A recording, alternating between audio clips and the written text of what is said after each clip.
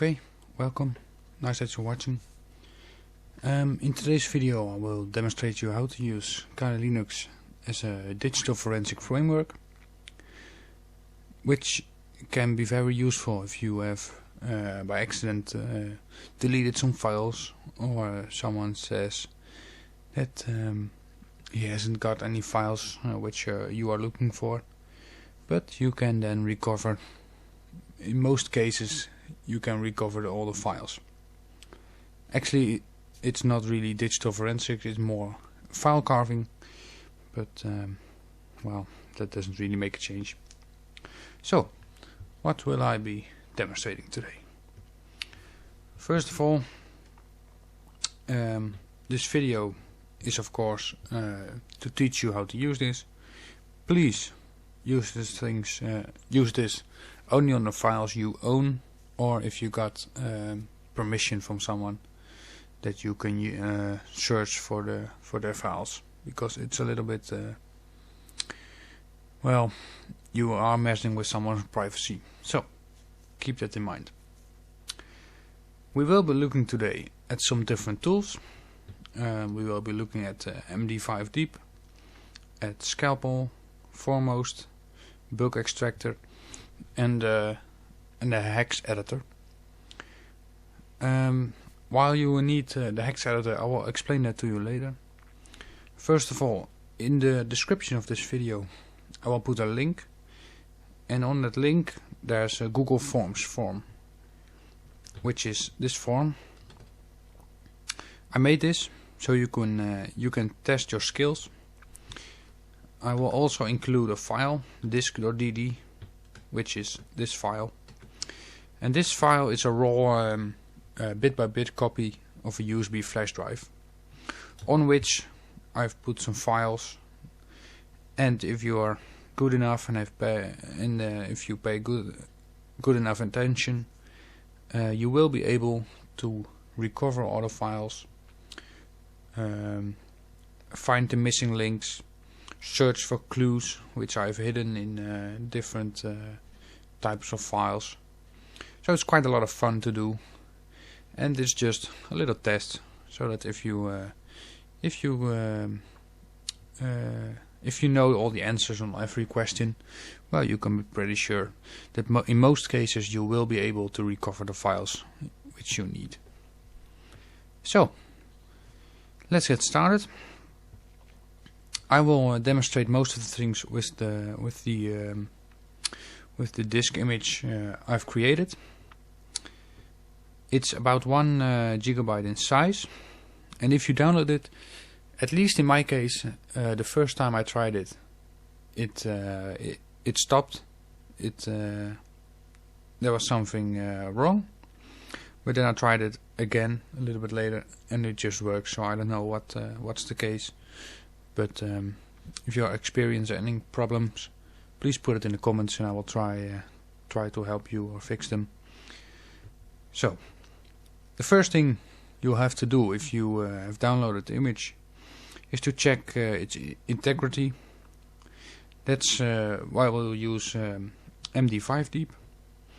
Md5deep is an MD5 hash calculator, which is very useful. So I'll show you how to use it.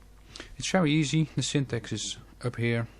You just put Md5deep, then the option, and then the files. So there are not really a lot of options in which we are interested in. You can of course read them and use whatever you like. But the one thing I will oh no, I'm sorry, that's the other program. So I will just do Md5deep, and then the image file slash desktop slash disk.dd, and press enter. So looks like it's not doing anything, but it's calculating right now. So we let it run. It should not be too long, because it's not really a very large file. So it has calculated this hash, and if we change anything in this file, even 1 bit, this whole hash will be different. So this is the hash I made when I made a file, and if we hold these together, I'm sorry, let's do this the other way around. Oh. Well, at least I think you can see it. It is exactly the same hash value. So that means that this file is still in its original state. It has not been altered in any way, shape or form. So that's nice. You have to do this again when you're done, so you can prove, well, I haven't changed anything, I haven't put my own files in it and said that it's for you. So you can just show the people which you are working for anything. Look, this is the original disk, and my disk which I analyzed is exactly the same. So that's Md5deep. It's very useful. The next two tools we will be using are Scalpel and Foremost. These tools are actually amazing, but they do need a little bit of tweaking before you can use them. So what we'll do is just go to computer. You can of course do this all in the terminal, but I like it this way because it's faster. So just type in scalpel. We need a scalpel.configuration file.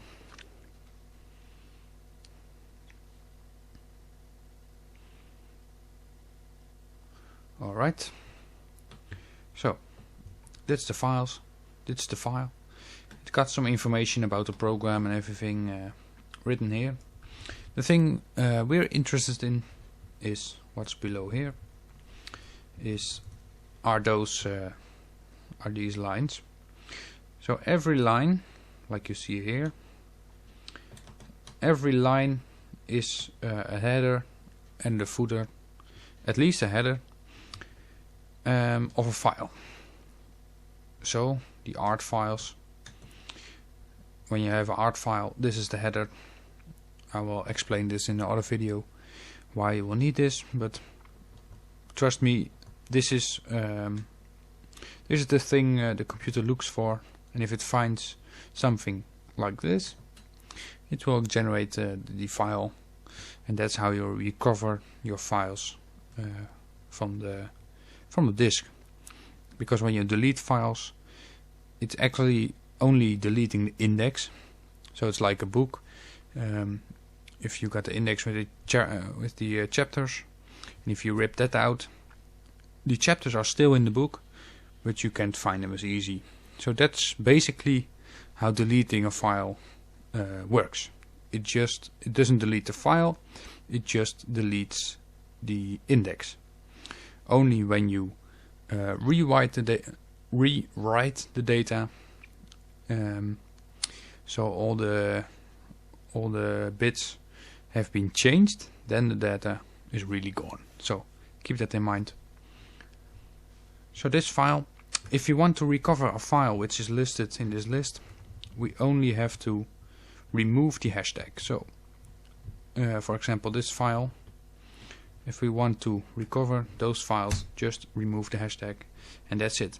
Scalpel automatically search for those files. We don't need that. I already got all the files I want unchecked. So when you're done, press save and close this one. We will also do the other one, which is Foremost, which is also a configuration file.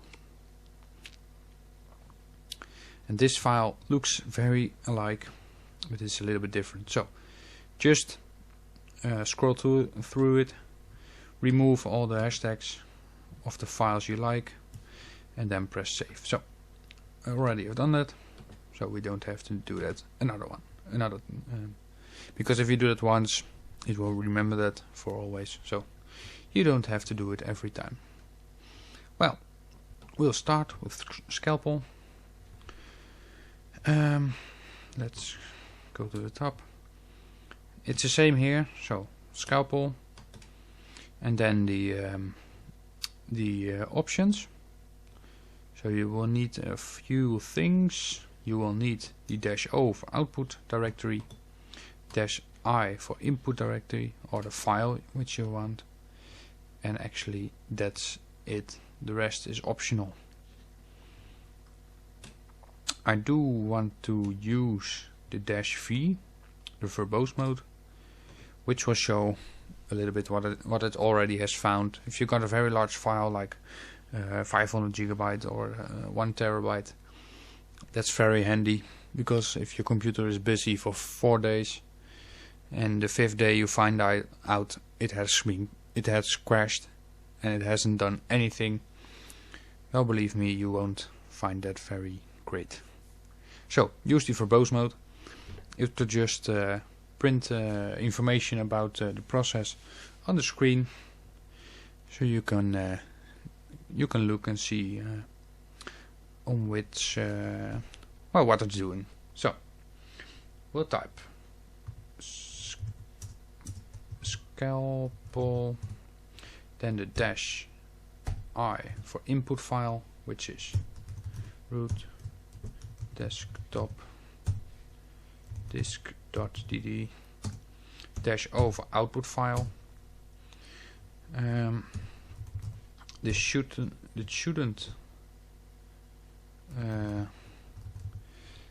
it's important that it doesn't exist already. Scalpel will create the folder for you, so let's call it evidence, and then the -v for verbose mode. So just press enter. Ooh, something is not going the way I wanted. This is the correct syntax. So just -o for the output directory, which we have to delete once again, and then -v for verbose mode, and then the input file. Don't put anything in front of it. Stupid mistake. Just put it on the end of your line. So press enter. Well, this is the verbose mode, as I already told you about.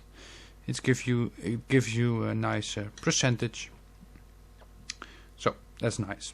Well, we'll leave this running and start Foremost. Foremost is very similar. Most of the time they will just find exactly the same files, but it's always good to use multiple programs, because in the case I did, there was Scalpel which did find files that Foremost didn't find. I could of course did a custom search and everything, but just the standard mode, it's always good to use two type of programs. So this is where you need to do the syntax, which I just did. So we'll type Foremost, then we have to specify input file. So -i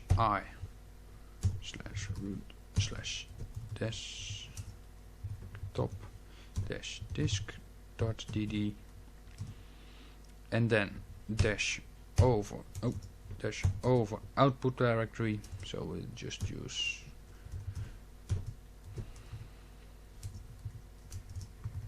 desktop Foremost, and then also -v for verbose. Alright, let's run this one. You can see it does actually look a little bit alike, but alright.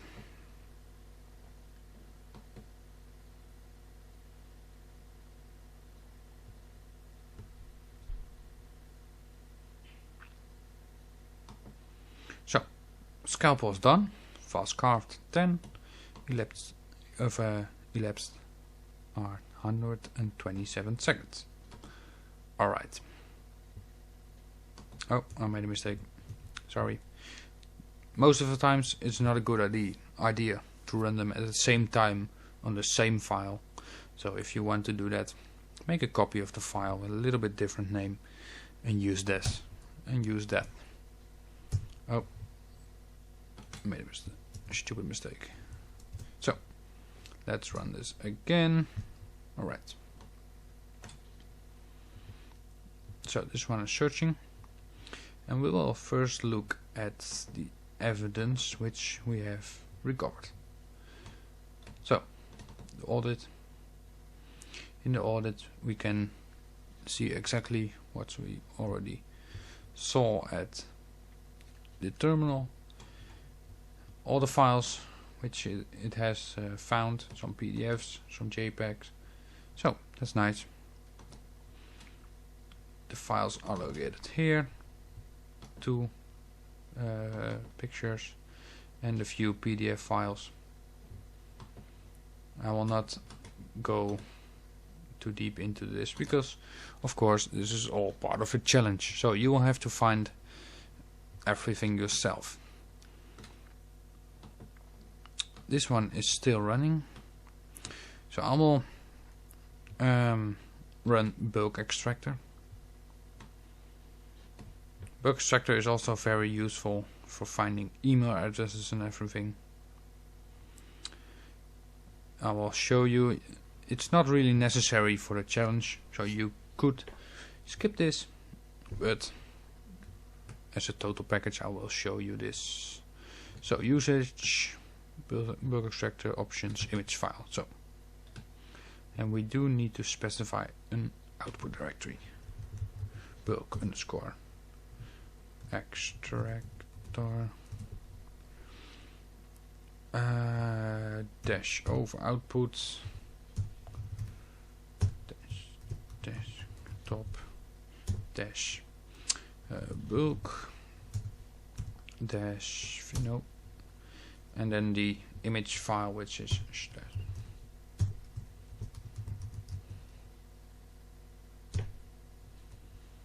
slash disk.dd. Alright, let's run this. Well, this one is doing quite a lot of work right now. The weird thing is that it's actually not doing anything here.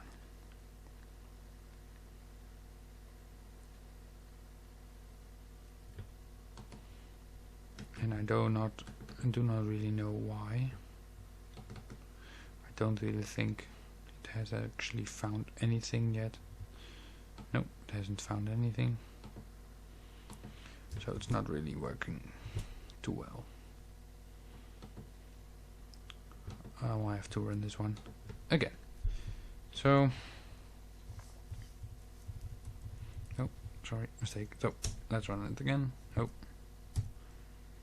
dash T. Let's run it with dash T, which is capital T. Yes. Oh, so it makes its own folder name. That's nice. Oh, I already see what I did wrong here. You see here, there's file, which is stdin. We didn't specify a file the right way. So,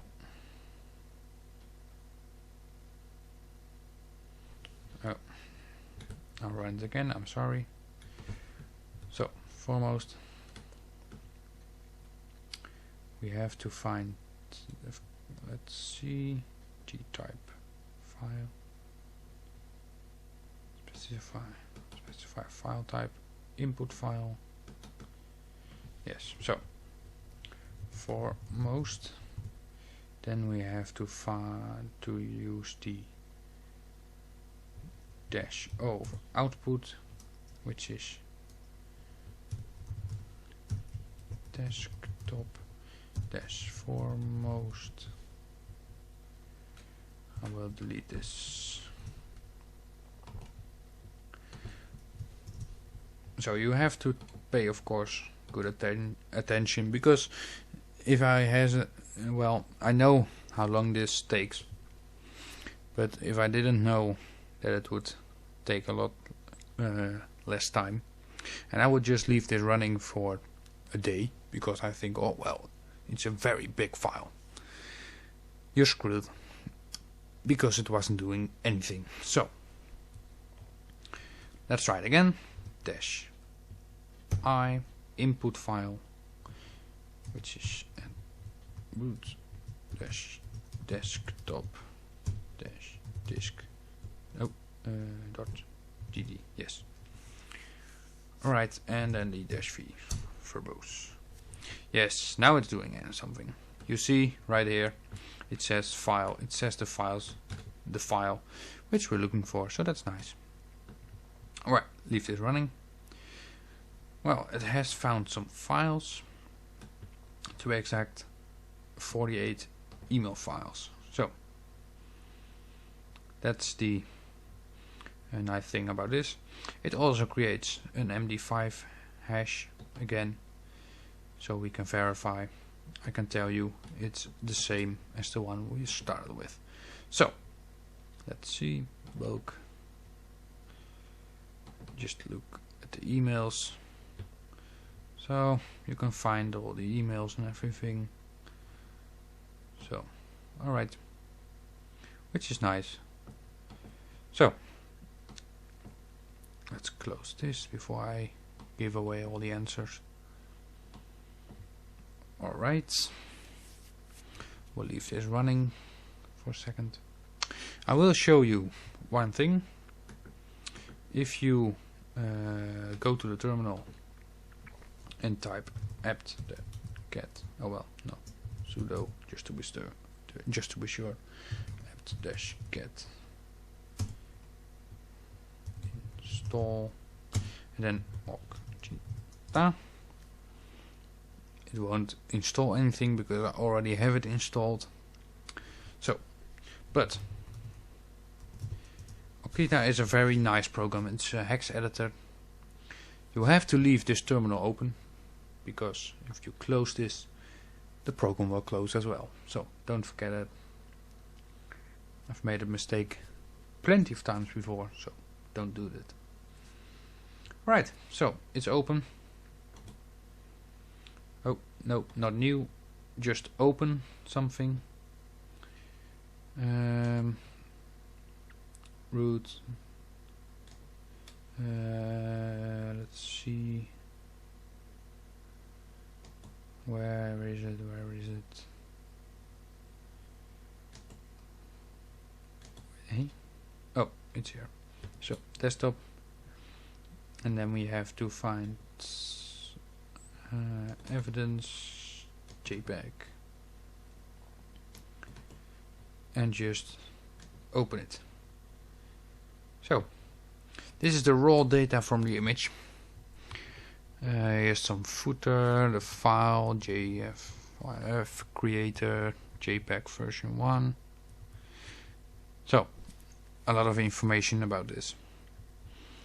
You can just scroll through this really quick. If you were to change blocks, you will. I do encourage you to try it, because it's very funny. And if you, well, let's say, take a slab out of the middle, so just delete this or something, there are just parts of the image which will not show, so you get a feeling about what piece of code does what.